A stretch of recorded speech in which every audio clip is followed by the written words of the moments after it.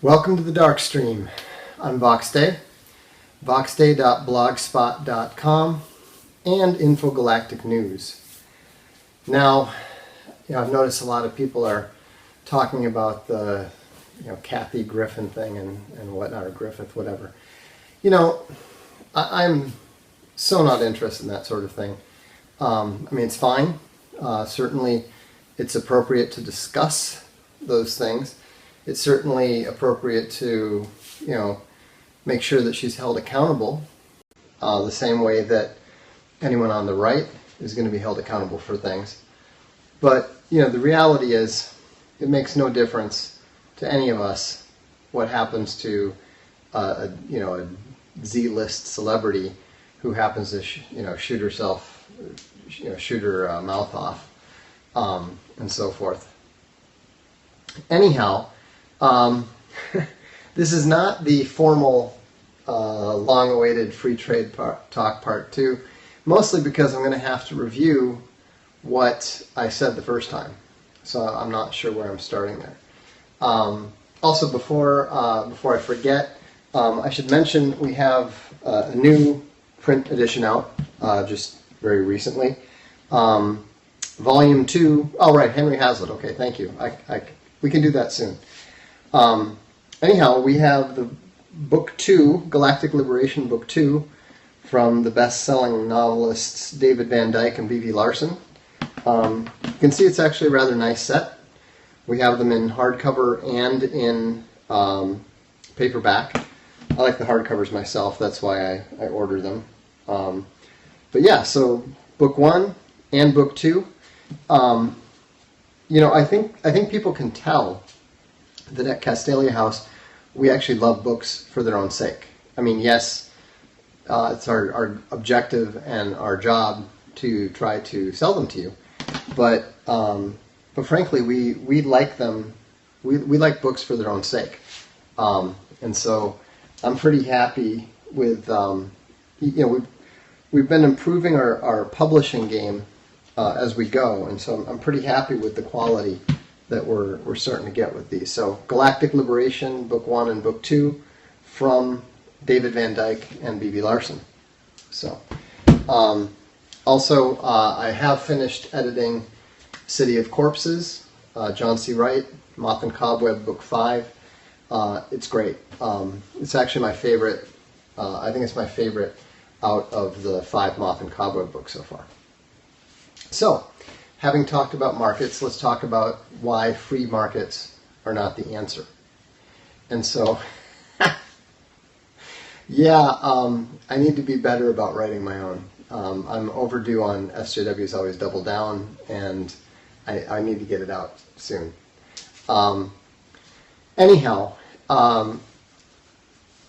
the problem with free markets is not because the Jews print the money. Okay, you guys really need to drop your.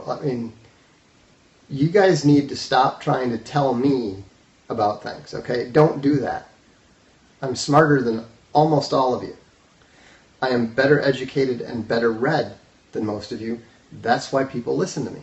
Okay, so when you jump in here and with your your normal basic bitch libertarianism, conservatism, objectivism, Ayn Rand, the Jews, whatever, I know all that stuff.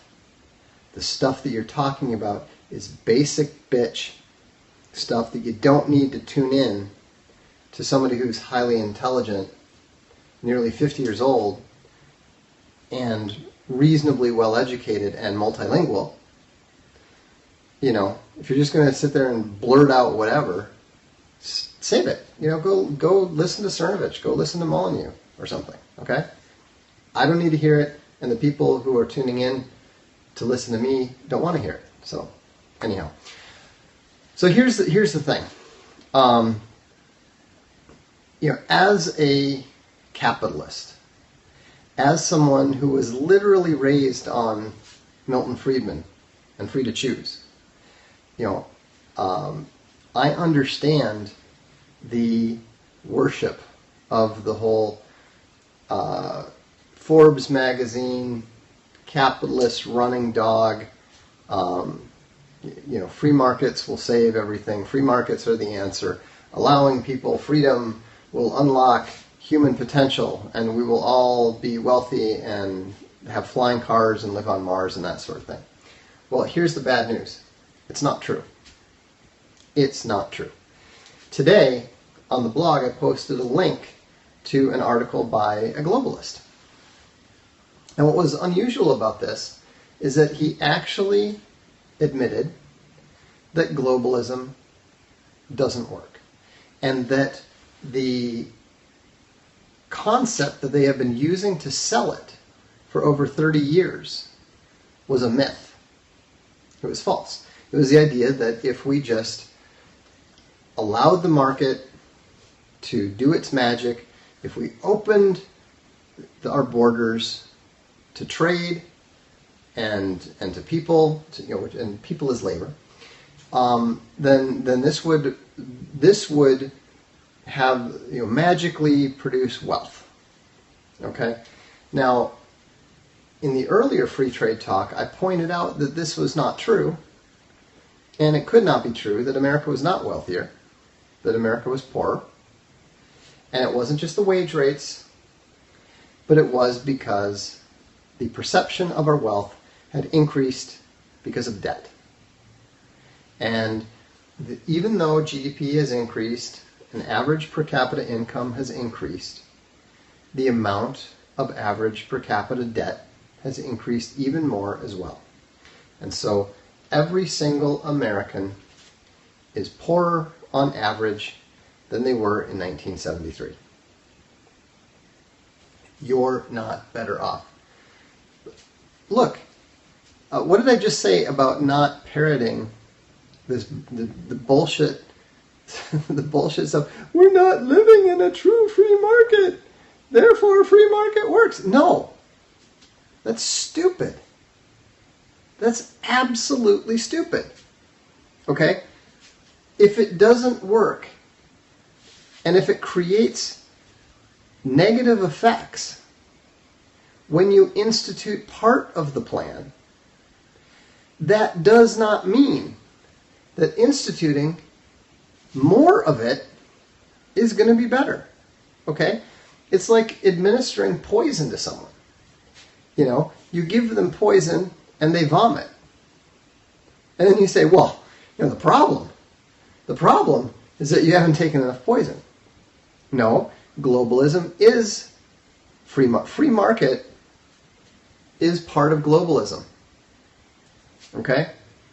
Free markets are not better. Here's the interesting thing. We have now learned that free markets are actually worse than communism and socialism. This is astonishing. This bull. See, this is why sometimes I find it difficult to talk to normal people, because you people are so stupid. I mean, this is what they talk about the 30-point IQ communication gap. This is what we're talking about. Okay?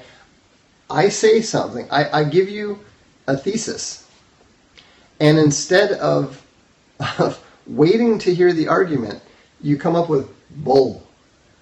Okay? I'm not just...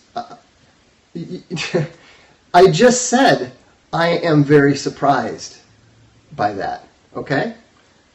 I am very surprised. It is shocking to everyone. Okay? But here's the point.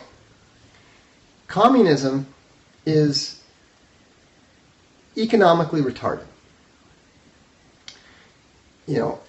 I'm still 30 points higher, so we're right at the edge of the gap there.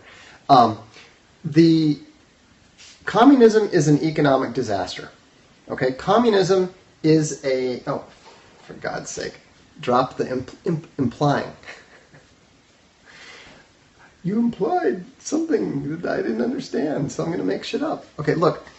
The reason communism has proven to be better than Western liberal capitalist democracy is this. Communism has not destroyed the nations that it infested.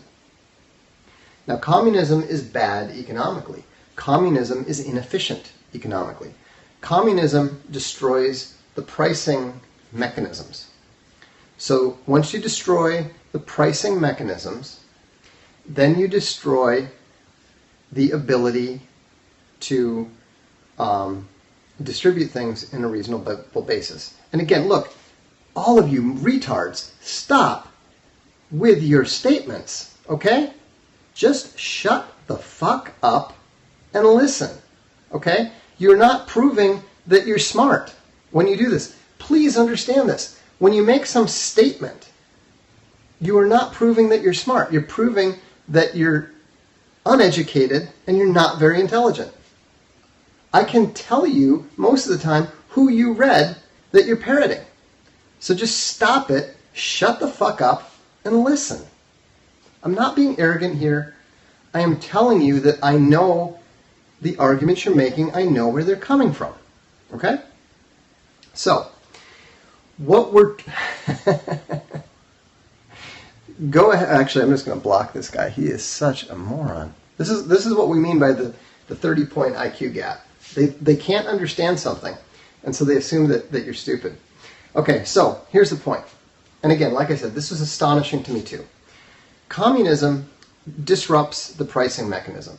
You can learn this. This was figured out back in 1920 by Ludwig von Mises. It was later refined in the 1950s by F.A. von Hayek. And they talked about it was called the impossibility of socialist calculation.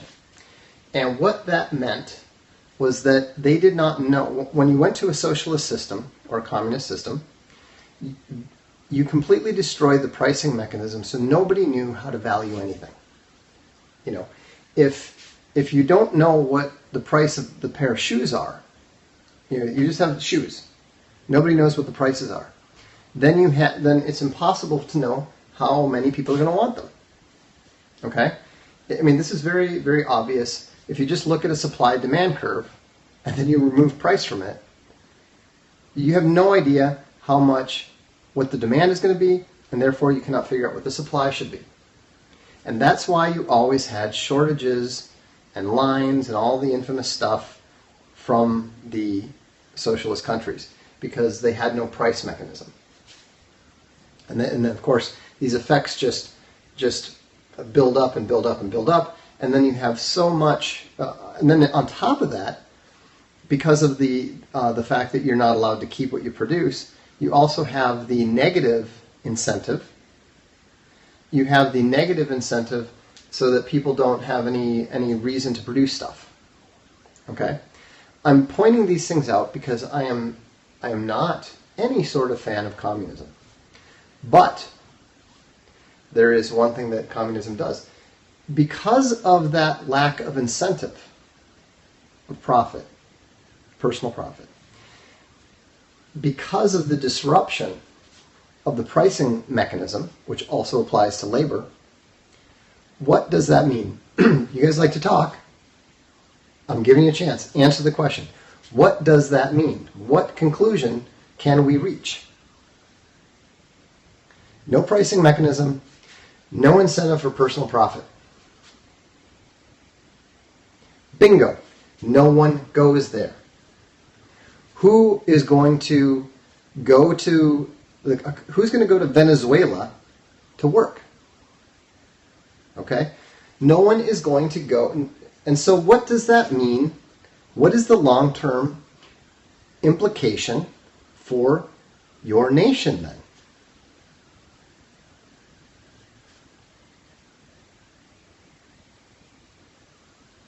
What's the long-term implication for your nation? There's not going to be immigration. Your nation is going to remain homogeneous. Your nation is going to remain an ethno-state. Your nation is going to survive. Okay? Think about this. Russia remains Russia despite a major invasion. A major invasion by the Germans, despite a major massacre by Stalin, it was actually mostly the Ukrainians, but they killed a fair number of Russians too. Despite absolute tyranny, despite invasion and slaughter and economic stagnation for 70 years, Russia remained Russia. Is that true of the United States? Is that true of England?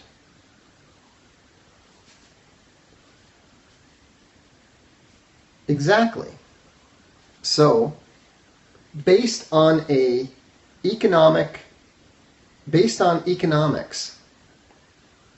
alone, we can point out that from an existential perspective, from a nationalist perspective, as bad as it is, as economically retarded as it is, and even when implemented by homicidal maniacs, communism is a more viable long-term system for a country than a country that even partially implements free markets and, reasonably unrestricted immigration. No, I'm not saying. Remember, don't do that. So we need a balanced system. Just focus on. People always want to leap ahead to the answer. Don't do that. Just stay focused on the issue being discussed. Okay, we're talking about free markets. We're talking about free trade. Okay. Now, somebody said, "Well, are you pro Marx because you're anti-free market?" Well, guess what? Karl Marx was pro-free trade. He was absolutely pro-free trade. He actually wrote very clear. This is not anybody reading anything into it. This is what Marx himself wrote about free trade. Who knows why Marx was pro-free trade?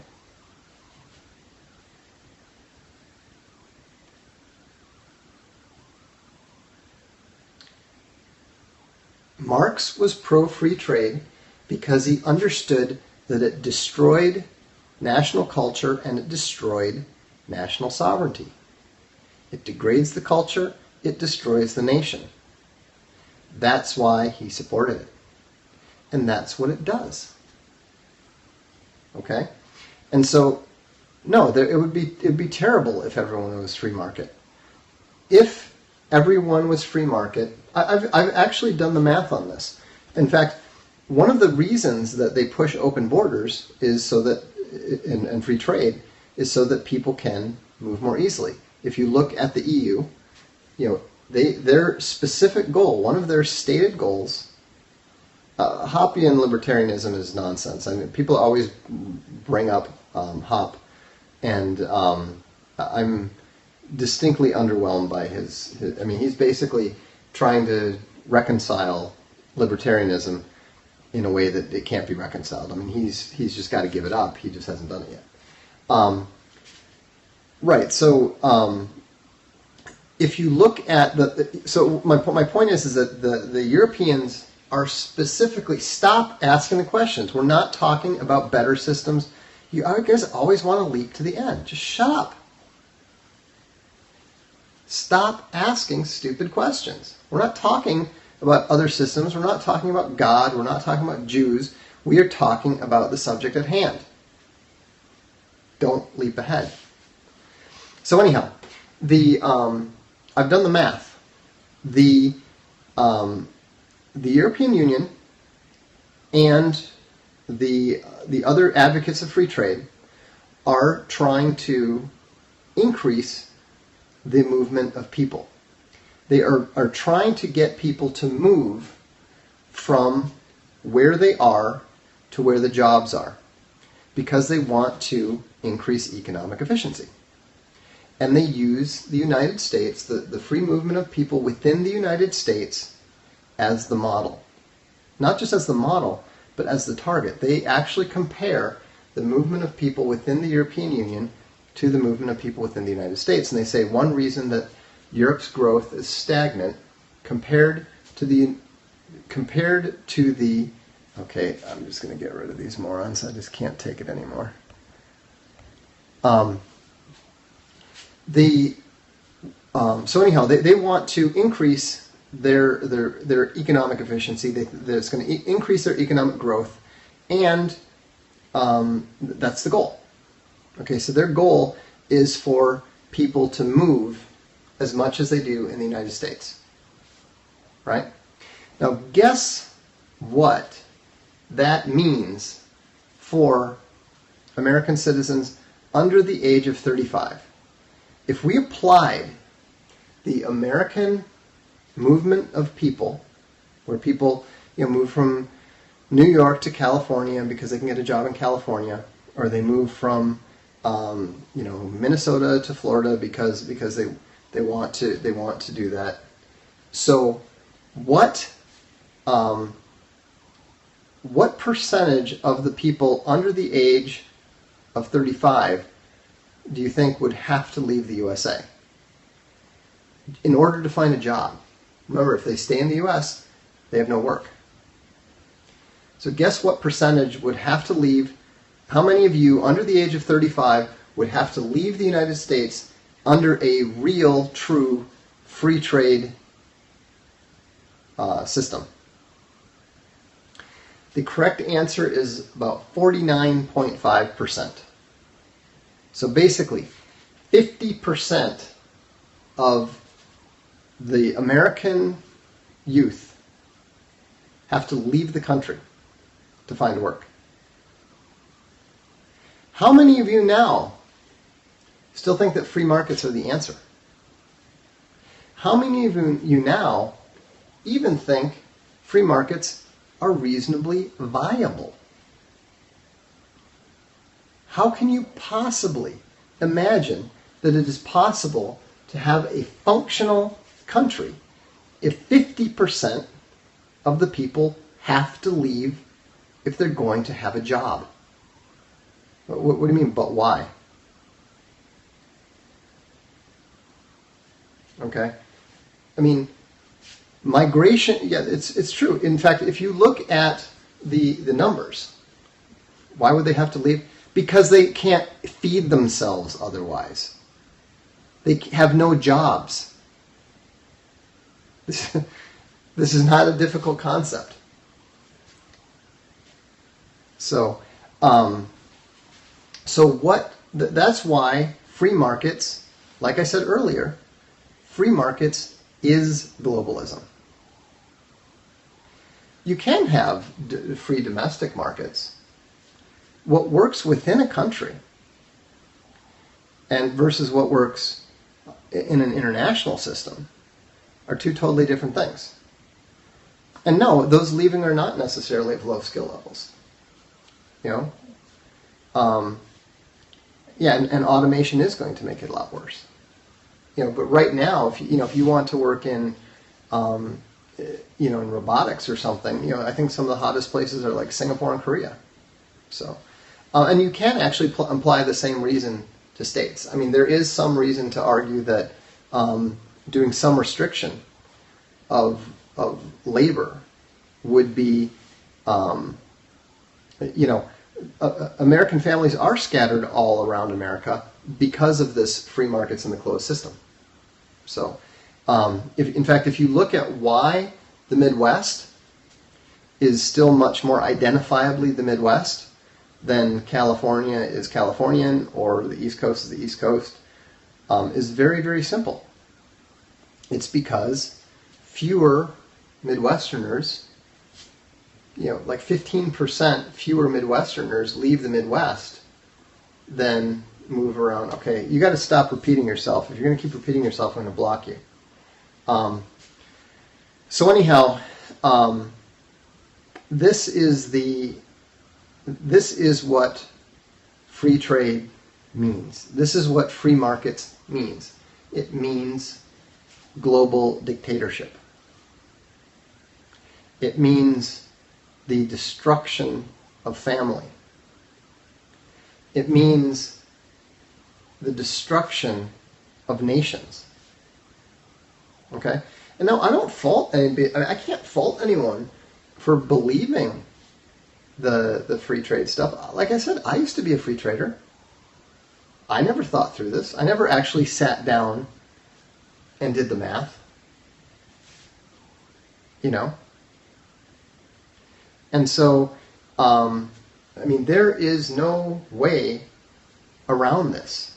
And that's part of why that article by that globalist was talking about it being a myth. And he's saying, well, we need to come up with a leitmotif. Yes, I published it. It's been on, all this stuff is on the blog somewhere. Just dig around, you'll find it.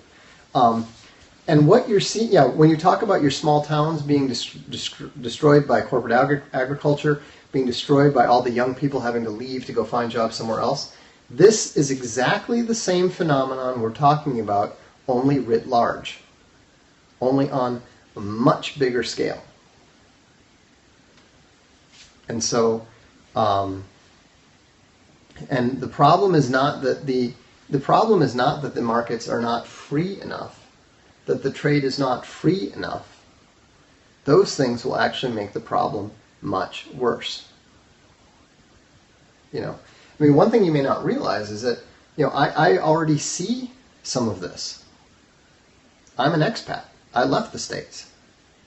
And I see the expat community in Europe. I'm very actually tied into the expat community in Europe. When I go to Spain, I'm not usually hanging out with Spaniards.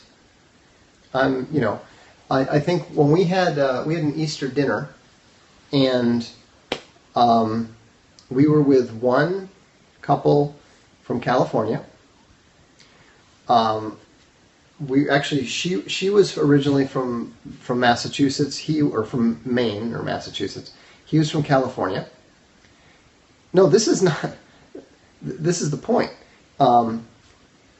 One guy from Holland, a woman who is also from Holland who was not with him, just two separate Dutch people. One German, one Spaniard, and I can't remember where the other expats were from. I think the other one was also Dutch. But the point is that all of these people had family scattered around the world. And they were there because they didn't have any family. We were actually all speaking English there. And so, I don't speak Spanish, so, unfortunately. But, or Catalonian, as they actually speak there.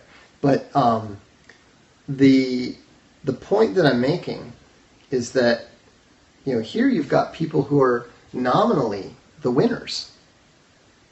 They've all got jobs, they're all able to pay the bills, and so forth, but they have no nation, they have no family.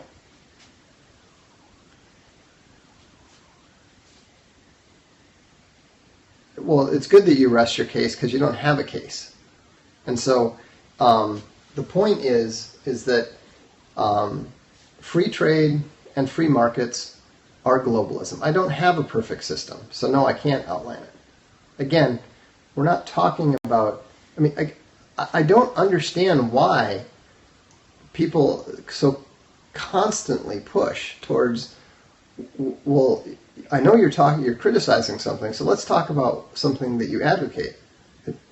I don't do that, ever. So don't ask me to. Free markets and free trade are the same thing. There's no, you have a choice between being a prisoner in a feudal system which isn't actually feudal at all. You basically have a choice between nationalism and globalism. That's it. And with globalism, you will be a serf, if that. Because once you have that global system,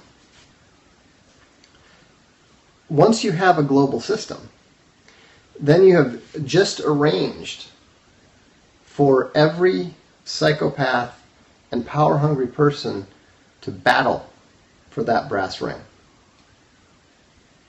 That's another problem. That's that's an obvious problem. It was obvious with the UN. I mean, I'd written about that 15 years ago. So when Zuckerberg talked about the great battle of our time being globalism versus nationalism, that's what we're talking about. What they are trying to do is they are trying to destroy every nation on earth. They are trying to destroy every family on earth. And they want to turn everyone into rootless, homeless people that have no choice but to run around maximizing economic efficiency. So, and that is what free markets and free trade absolutely dictate. Okay, I don't know whether they are. I don't know whether they are pushing. I don't know whether it's a chicken or the egg thing. Do they want that because they believe it? Or do they want the globalism and so that they adopt the free markets to push it, or do they just believe in the free trade and the free markets and then and they understand that leads to globalism? I suspect that some probably are one way and others are the other. I don't know. But what I do know is that the logic and the math are impeccable. No one, since I started pointing out the necessity, the necessity of the movement of peoples to free markets, or that free markets would dictate the movement of people and require this, no one has had any answer to it, because there isn't. This is inevitable if that path is followed. No, Bob hasn't suggested anything. I mean, honestly, I don't think that format worked terribly well for it. A lot of people complained that I was, just basically reading my case. I think they wanted more sort of back and forth and so forth. But and Bob was pretty much just spitting out standard, free trade dogma. So I'm not sure. But the point is that what it all comes down to is nationalism versus globalism. And so the point is, you need to understand, and I know it's hard, I know how hard it is, but free trade and free markets are absolutely and ultimately antithetical to human liberty. And they're antithetical to the nation and to the family. So, anyhow, I'm sorry if I was coming down hard on some of you, but when you're actually thinking, this is not stuff that I can just read somewhere. This is stuff I've had to figure out. And so when I'm trying to talk through it in a way that will make sense to people, it doesn't help when you've got people just spitting out dogma that they're parroting that someone told them. I know all that. I know all that stuff. I know those arguments, and I understand the appeal of those arguments. I used to believe those arguments. It is not. I mean, to me, it sounds totally freaking insane to say that communism has been better off, much less to be able to connect. I mean, honestly, this conversation is the first time I've ever directly connected the economic failures of communism to the lack of immigration there. So, anyhow, we'll talk about nationalism and war later. But anyhow, thanks very much for tuning in, and thanks for being patient. I will definitely get on that chapter 11 Hazlitt soon. I'll need to reread what I wrote on it. So I remember there was something about sweaters. So anyhow, have a good time, and we'll look forward to seeing you soon.